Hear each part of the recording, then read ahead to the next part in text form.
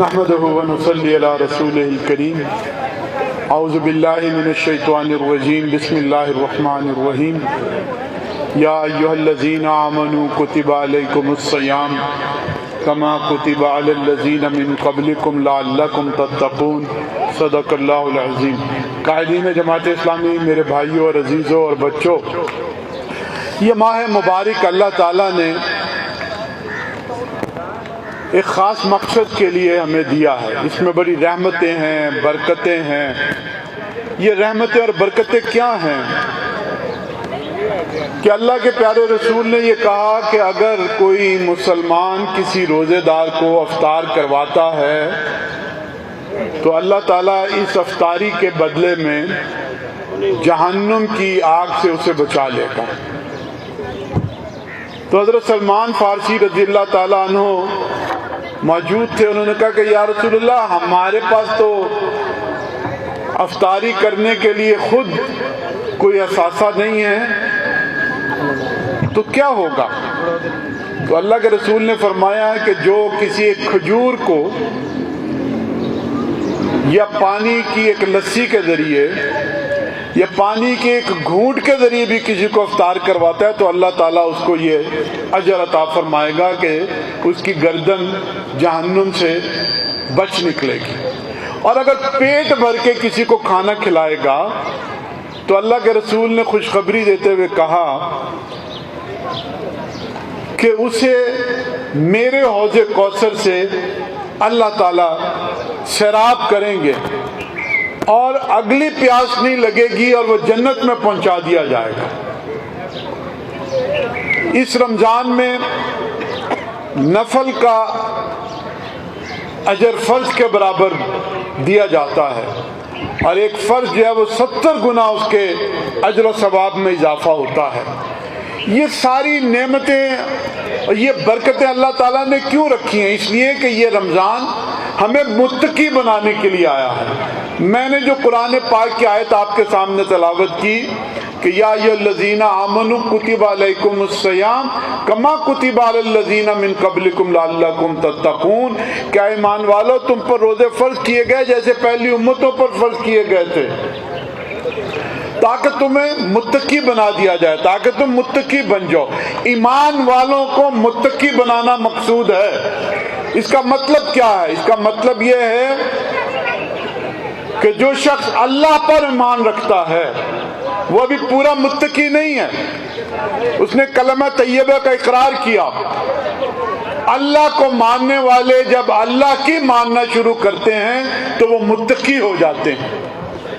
بس یہ ایک جملہ اپنے ہاں ایک دفعہ پھر سماعت فرمائیے، اللہ کو ماننے والے جب اللہ کی ماننا شروع ہو جائیں تو وہ متقی ہو جاتے ہیں۔ قرآن کو ماننے والے جب قرآن کی ماننا شروع ہو جائیں تو وہ متقی ہو جاتے ہیں۔ قرآن کو ماننے والے قرآن کی ماننا شروع ہو جائیں، زندگی کے ہر معاملے میں، کھانا پینا سونا جاگنا، ایک چاند نظر آتا ہے اور مسلمانوں کی زندگی کے معمولات بدل جاتے ہیں۔ اور صرف معمولات بدلنا، اٹھنا سونا کھانا پینا کافی نہیں ہے، اس کے ساتھ ساتھ معاملات بدلنے چاہیے۔ معاملات بدلنے کے لیے یہ رمضان آیا ہے کہ آپ ایک مہینے میں مشق کریں اپنے معاملات کو تبدیل کرنے کی، سونے جاگنے کھانے پینے، اور اس کے بعد پھر 11 مہینوں میں اس پر اپنے آپ کو قائم رکھیں۔ اصل امتحان اگلے کی 11 مہینوں کا ہے۔ یہ وہ ماہ مبارک ہے کہ جس کے نتیجے میں ہمیں اللہ کے بڑی رحمتیں اور برکتیں ملتی ہیں، اس کے نتیجے میں ہم اللہ کے قریب ہوتے ہیں، قرآن کے ساتھ ہمارا تعلق مضبوط ہوتا ہے، نمازوں کی ادائیگی، نمازوں کی پابندی، یہ ساری چیزیں ہوتی ہیں۔ یہ ہماری انفرادی زندگی ہے۔ اجتماعی زندگی میں بھی جب تک مومنین ہماری اجتماعی زندگی پر غالب نہیں ہوں گے اس وقت تک امت مسلمہ امامت کے منصب پر قائم نہیں رہ سکے گی۔ یہ امت مسلمہ ہے کہ جنہیں امامت کے منصب پر اللہ تعالیٰ قائم رکھوانا چاہتا ہے۔ میرے بھائیوں اور دوستو، جماعت اسلامی ہر معاملے میں آپ کے ساتھ شانہ بشانہ چلتی ہے، خدمت کے کاموں میں، تزکیے کے کاموں میں، رمضان کے کاموں میں، کرونا کا مسئلہ ہو اس کے لیے امداد، زلزلہ ہو، سیلاب ہو اس کے لیے جد و جہد۔